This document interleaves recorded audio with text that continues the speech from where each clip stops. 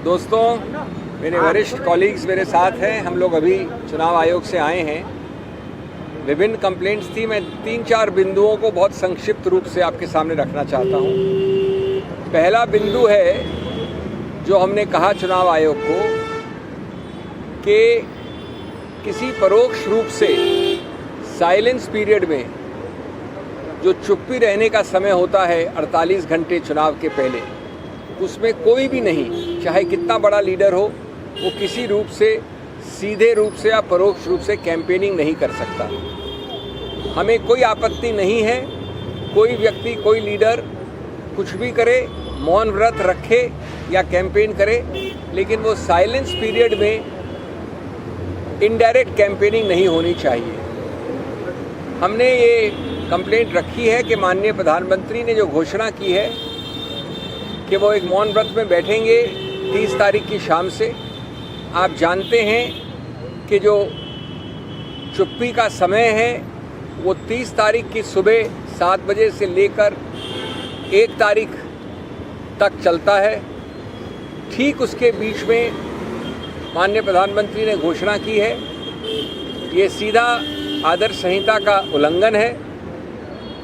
ये वो तौर तरीके हैं जिनसे आप या तो कैंपेनिंग कर रहे हैं या अपने आप को प्रसारित कर रहे हैं सभी चैनल्स द्वारा, प्रिंट मीडिया द्वारा। हमने 2 बड़े सरल बिंदु रखे हैं चुनाव आयोग के सामने। या तो प्रधानमंत्री इसको मात्र 24-48 घंटे बाद शुरू करें।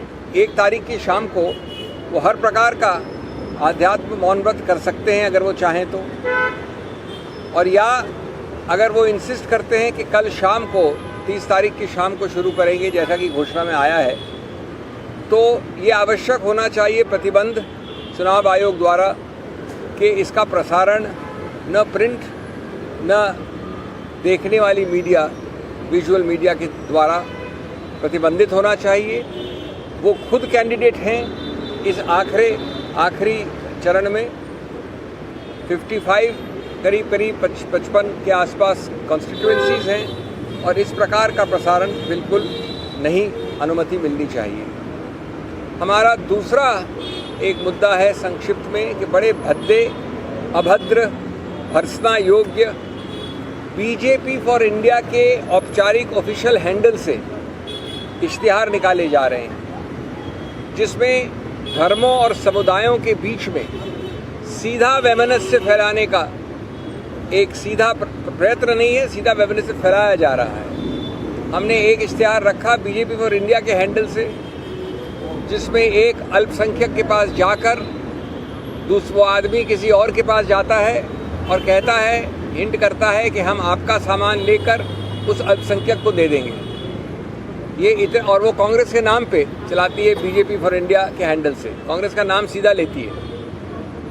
ये झूठ ही नहीं, 75 साल इस देश में विभिन्न प्रधानमंत्रियों, विभिन्न पार्टी के लीडरों ने कैंपेनिंग की है। इस प्रकार से किसी सत्तारूढ़ पार्टी या किसी विपक्ष पार्टी ने ऐसी भद्दी अभद्र कैंपेनिंग नहीं की है। ये संहिता का, चुनाव का जो एक्ट है, रिप्रेजेंटेशन ऑफ पीपल्स एक्ट, संविधान के सब जो मूल तत्व हैं, सब चीज़ों का उल्लंघन है, डूज एंड डोंट्स का उल्लंघन है। इसमें भी तुरंत प्रतिबंध लगना चाहिए। तीसरा बिंदु जो हमने रखा चुनाव आयोग के सामने वो है डॉक्टर्ड वीडियोस का।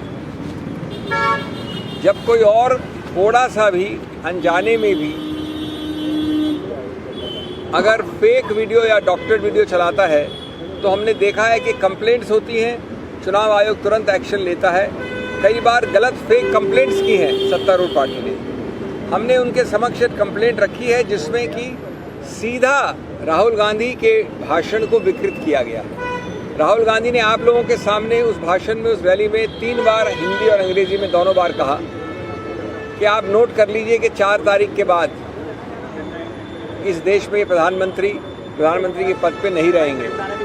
इनको टाटा बाय बाय, इनका राजनीतिक पूरा जो पद है वो खत्म हो जाएगा।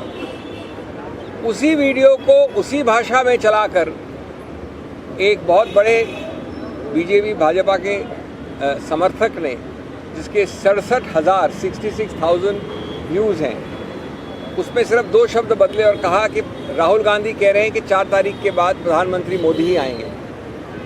ये अगर दुखद नहीं होता तो मजाकिया होता कि राहुल गांधी उस रैली में कह रहे हैं कि 4 तारीख के बाद माननीय प्रधानमंत्री वापस सत्ता में आएंगे। इस प्रकार के जो प्रयत्न हैं जिससे कि आप फैलाना चाहते हैं, इस पूरे देश में मिथ्या प्रचार करना चाहते हैं, ये भर्त्सना योग्य हैं। और अंतिम बात मैं कहूँगा, एक बड़े जाने माने रिपीट ऑफेंडर है, सीरियल ऑफेंडर कहूँगा उनको, इन मामलों में सीरियल किलर कहा जा सकता है।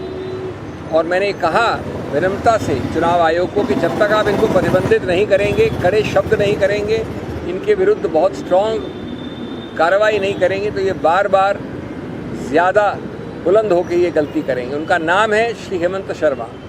न किसी प्रधानमंत्री ने, न किसी मुख्यमंत्री ने 75 साल में ऐसे शब्दों का प्रयोग किया है। माननीय हेमंत शर्मा जी कहते हैं 22 मई 2024 को कि अभी तक 300 दिए हैं आपने, हमने राम मंदिर बना दिया, अब 400 से ज़्यादा देंगे तो हम मस्जिद ए, मस्जिद बी, और वो नाम लेते हैं वाराणसी का और मथुरा का, उस सबको तोड़ के वहाँ मंदिर बना देंगे।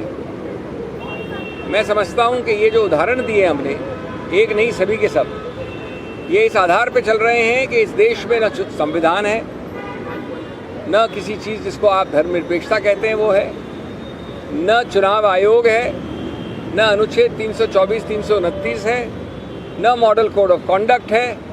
ये काम ऐसे बोल रहे हैं, ऐसा प्रकाशित कर रहे हैं जैसे कि यहाँ पर सिर्फ जंगल राज है। इसलिए ये आवश्यक है कि तुरंत बिना डिले के, और वो हम सब जानते हैं कि ये विंडो बहुत छोटा होता है, आप तुरंत एक्शन नहीं लेंगे तो उनके सब दुष्प्रचार का फ़ायदा वो उठाएंगे। ये हमारा था।